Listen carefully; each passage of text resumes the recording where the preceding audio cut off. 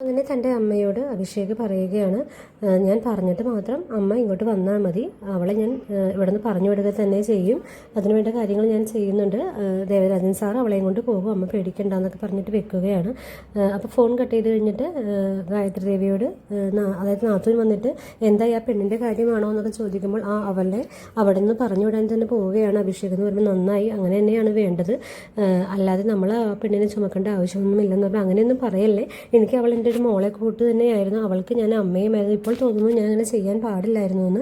എന്നെ വിശ്വസിച്ച് നിൽക്കുന്ന ആ പെൺകുട്ടിയോട് ഞാൻ ചെയ്ത ചതി തന്നെയാണ്, എനിക്ക് നല്ല കുറ്റബോധമുണ്ടെന്നൊക്കെ പറയുമ്പോൾ ആ ചേച്ചി ആവശ്യമില്ലാതെ ആലോചിച്ച് കൂട്ടണ്ട, നമുക്ക് അഭിഷേകിൻ്റെ ഭാവിയാണ് വലുത്, അഭിഷേകിന് എന്തായാലും ഒരു ദൈവം നല്ലൊരു കാര്യം കൊണ്ടുവന്ന് തന്നു, ആ വിവാഹം തന്നെയാണ് നടക്കേണ്ടത്, അതിന് ദേവബാല തടസ്സമാണ്, ദേവബാലയെ എത്രയും പെട്ടെന്ന് തന്നെ മെൻ്റൽ ഹോസ്പിറ്റലിൽ കൊണ്ടാക്കുകയോ ട്രീറ്റ്മെൻറ്റ് എടുക്കുകയോ ഒക്കെയാണ്, അവിടെ നിന്ന് ആ വീട്ടിൽ നിന്ന് എത്രയും പെട്ടെന്ന് തന്നെ പറഞ്ഞു വിടുകയാണ് ചെയ്യേണ്ടത്, അത് അഭിഷേക് തന്നെയാണ് ചെയ്യേണ്ടതെന്ന് പറയുകയാണ്. സോഹനും അഭിഷേകും കൂടി ഒരുമിച്ച് കാറിൽ യാത്ര ചെയ്യുന്ന സമയത്ത് ഫുഡ് മേടിക്കാൻ സോഹൻ പോകുന്നു. ആ ടൈമിൽ ദേവരാജൻ അഭിഷേകിനെ വിളിക്കുകയാണ്.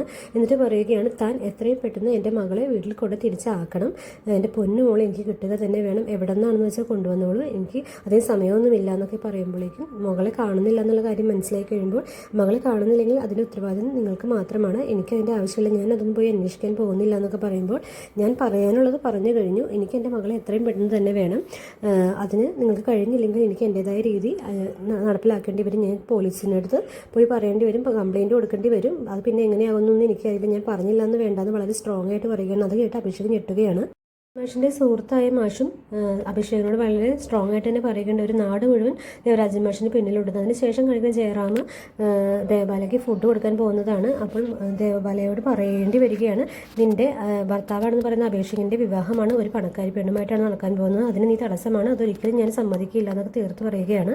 നടക്കുക തന്നെ വേണം, അതിന് തടസ്സമായി നിന്നാൽ എനിക്ക് നിന്നെ കൊല്ലാതെ ഒരു നിവൃത്തിയൊന്നും ഉണ്ടാവില്ല, അപ്പോൾ നിങ്ങൾ എന്നെ എന്ത് ചെയ്താലും ശരി, ഞാനിത് വിവാഹം നടക്കാൻ സമ്മതിക്കില്ല എന്ന് ദേവബാലയും തീർത്ത് പറയുകയാണ്. ശേഷം കാണിക്കുന്നത് നമ്മുടെ അഭിഷേകും സോഹനും കൂടി ദേവരാജൻ മാഷിനെ കാണാൻ വീട്ടിൽ തിരിച്ചെത്തുന്നതാണ്.